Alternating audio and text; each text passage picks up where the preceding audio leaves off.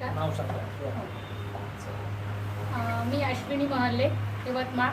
मी great Riyansh multitrade private limited कंपनीमध्ये ID काढलेला आहे आणि मी बऱ्याचशा पेशंटवर रिझल्ट घेत आहे. तर मी माझ्या जवळचा रिझल्ट सांगते.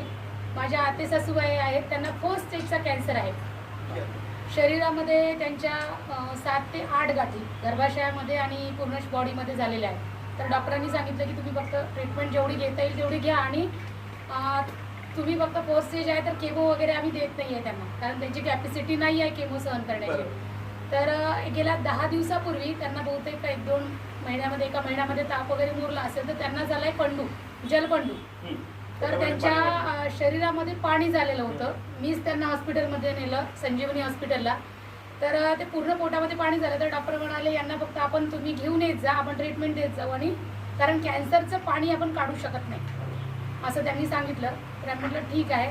तर हे बॉटल मी त्यांना 2 बॉटल दिल्या. 1 बॉटल आधी सुरू केली होती आणि नंतर एक बॉटल संपली अजून त्यांची. आज माझ्याकडे घ्यायला येतील त्या. तर त्यांचं 10 दिवसामध्ये पोटात जे पाणी झालेलं होतं हे पूर्ण क्लिअर झालं आहे.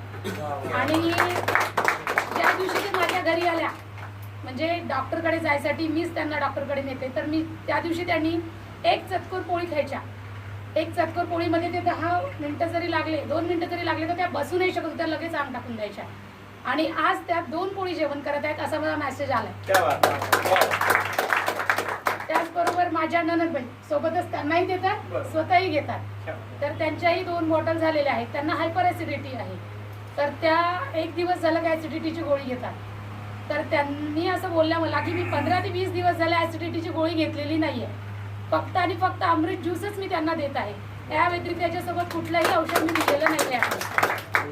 तर मला असं वाटते की हे अमृत ज्यूस आपल्यासाठी सगळ्यांना अमृत ज्यूस म्हणूनच आलेला आहे. तर हे सगळ्यांनी यूज करावं. कुठलाही आजार असो अगर नसो, हे आपल्या सेल्सवर काम करते. हे एक फूड सप्लिमेंट